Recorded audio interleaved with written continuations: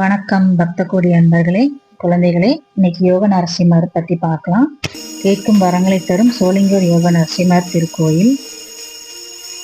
இது 108 திவ்ய தேசங்கள் 65வது திவ்ய தேசமாகும். சுமார் 600 அடி உயரம் உள்ள மலைக்கோயில். ராணிப்பேட்டை மாவட்டத்தில் இருக்கு. சோளிங்கர் யோக நரசிம்மர் ஆலயம். மலையின் மீது யோக நரசிம்மர் அருள் பாலிக்கிறார். மலையின் அடிவாரத்தில் உற்சவர் மட்டும் அருள் பாலிக்கிறார். இவரது பெயர் பக்தவச்சல பெருமாள். மலையின் ஒரு பகுதியில் யோக ஆஞ்சநேயரும் தரிசனம் தருகிறார். தொண்டை நாட்டில் உள்ள 22 திவ்ய தேசங்களில் சோளிங்கர் யோக நரசிம்மர் ஆலயம் மிகவும் சிறப்புக்குரியதாகும். ஏனெனில் காஞ்சிபுரத்துக்கும் திருப்பதிக்கும் இடையில் இந்த திவ்ய தேசம் அமைந்திருக்கிறது. இந்த ஆலயத்தை பாராங்குச்சோழன் என்ற மன்னன் 3ஆம் நூற்றாண்டில் கட்டியிருக்கிறார். ஆகவே இவ்வாலயம் சோழ சிம்மபுரம் என்று அழைக்கப்பட்டு பின்னர் சோளிங்கபுரம் என்று அதுவே மருவி சோளிங்கர் என்று அழைக்கப்படுகிறது. இத்தல வரலாறு அப்படின்னு பாத்தீங்கன்னா, பக்த பிரகலாதருக்கு காட்சி கொடுத்த நரசிம்மர் அவதாரத்தை தரிசிக்கிறதுக்கு சப்தரிஷிகள் ஆசைப்பட்டாங்க. வசிஷ்டர், காசியப்பர், அத்திரி மகரிஷி, கௌதமர், பரத்வாஜர், விஸ்வாமித்தர் ரிஷிகளும் 7 மகரிஷிகளும் விரும்பினாங்க. அதனால பிரகலாதுக்கு காட்சி கொடுத்த உக்கிரகோலத்தை நீக்கி சாந்தமாக காட்சியளிக்க வேண்டும் என்று அவர்கள் நரசிம்ம பெருமானை வேண்டிக் கொண்டனர். அதற்காக அவர்கள் 7 பேரும் நரசிம்மரை நினைத்து தவம் இருந்த இடம் இத்தலமாகும். ஒரு முக்கிய புண்ணிய தலமாகும்.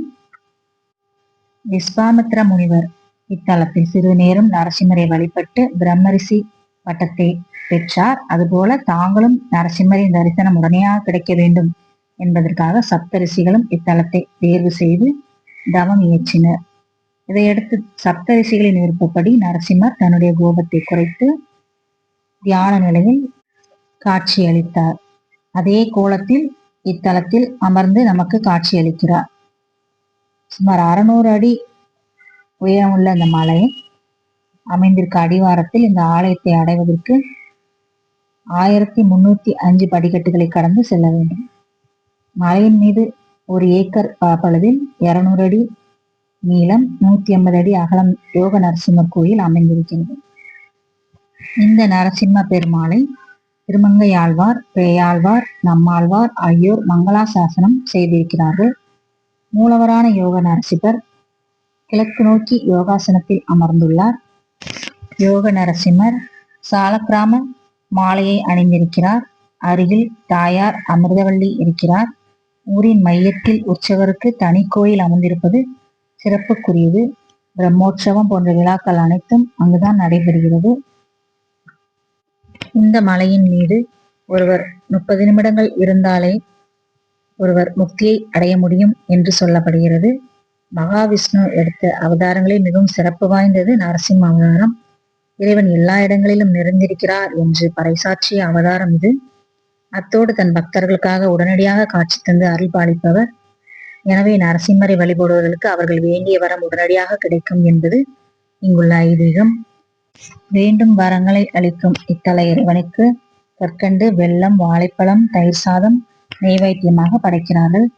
வேட்டு சேலையும் நேர்த்தி கடனாக செலுத்தப்படுகிறது.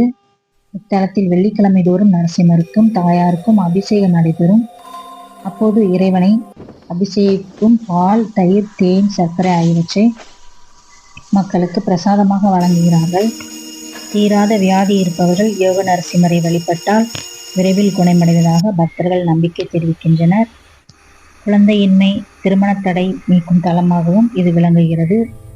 இந்த கோவிலுக்கு மலையேறும் பக்தர்கள் மலைப்பாதையின் வழியில் சிறு சிறு கற்களை ஒன்றின் மேல் ஒன்றாக அடுக்கி வைத்து வழிபடுகிறார்கள். இதனால் புதிய வீடு கட்டும் யோகம் வாய்க்கும் என்று நம்புகிறார்கள்.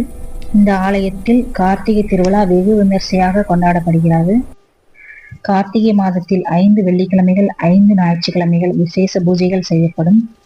சித்திரை மாதத்தில் 10 நாட்கள் பிரம்மோற்சவம் நடைபெறும். கார்த்திகை மாதம் நரசிம்மர் கண் திறப்பதாக ஒரு ஐதீகம் இருக்கிறது. பக்தர்களின் கூட்டம் அதிகமாக இங்கு வரும். குறிப்பாக கார்த்திகை ஞாயிற்றுக்கிழமைகளில் இந்த நரசிம்மரை வழிபடுவது மிகவும் சிறப்பானதாக விசேஷமானதாகவும் சொல்லப்படுகிறது. வேலூரில் இருந்து 52 கிலோமீட்டர் தூரத்திலும், ராணிப்பேட்டையில் இருந்து 29 கிலோமீட்டர் தூரத்திலும், திருத்தணியில் இருந்து 26 கிலோமீட்டர் தூரத்திலும் சோளிங்கர் யோக நரசிம்மர் ஆலயம் இருக்கிறது. இந்த பதிவு உங்களுக்கு பிடித்திருந்தால் வீடியோவை லைக் பண்ணுங்க, ஷேர் பண்ணுங்க, கமெண்ட் பண்ணுங்க. இந்த மாதிரி ஆன்மீக வீடியோகளை உங்கள் குழந்தைகளையும் பார்க்க செய்யுங்கள். அவர்கள் அறிவு மேம்படும். அதோடு அவர்களது பக்தியும் அதிகரிக்கும். வாழ்க்கையில் நல்ல ஒழுக்கங்களை கற்றுக்கொள்வார்கள். வணக்கம்.